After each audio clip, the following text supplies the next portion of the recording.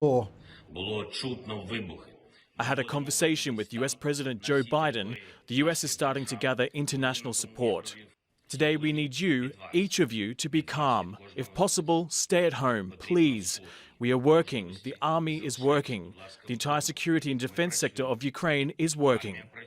These attacks come after Russian President Vladimir Putin declared 2 separatist areas in the Donbass region in eastern Ukraine as independent and said Russian civilians who live there need protection.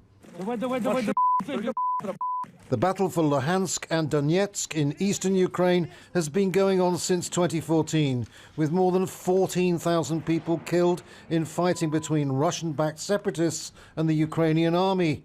Now Putin has demanded Ukrainian forces retreat. Whoever would try to stop us and further create threats to our country, to our people, should know that Russia's response will be immediate and lead you to such consequences that you have never faced in your history. We are ready for any outcome. The operation began despite last-ditch appeals from members of the UN Security Council to ease tension.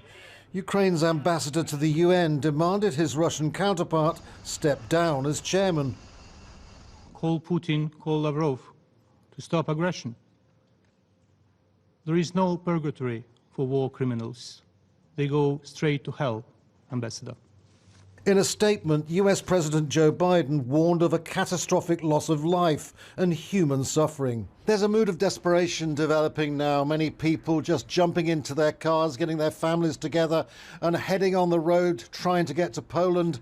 But the main auto routes are all jammed. There are so many people trying to do the same thing. Others are going underground, taking shelter. The missiles are getting closer now. Emergency meetings have been called to reach an agreement, while the shelling and build-up of military troops on both sides continues. This is Ukraine's darkest day.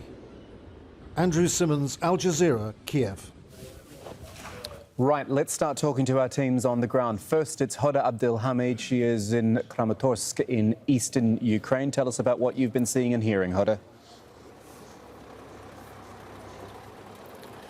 Well, certainly there is a bit of panic among people. Actually, while I was standing here waiting to talk to you, one woman came up to me asking me why I was wearing this gear and that we were actually frightening people even more by our presence in the city. Another one came up to me, showed me her credit card and said there is no more money in the cash machine. There are no dollars, there are no hryvnias, which is a local currency. And she did look, if you looked at her eyes, she did look quite panicked. But the city is calm. Since these morning explosions, the pre-dawn explosions, we haven't heard anything since. However, I'm just going to get out of the shot. You can see all the shops are completely shut down. Businesses, restaurants, everything is shut down.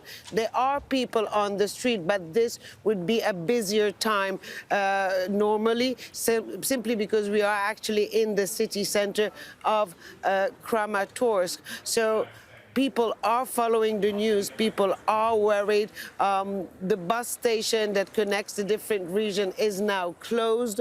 The train is also working sporadically. So people's only choice is to try to get into their car and go somewhere, even though, as I said again, danger is still not here. But they are following what's happening at the front line. It's about 90 kilometers away from here. And in certain points, and not many, but we believe the pro-Russian separatists have managed to break through that front line and advance. Certainly we know that in one point along that front line, and we are hearing other reports of that, but we cannot confirm them at the moment because the situation is fluid. There are a lot of rumors and counter-rumors, but certainly people are beginning to realize what's happening. It's sinking in, and panic is beginning to set, really.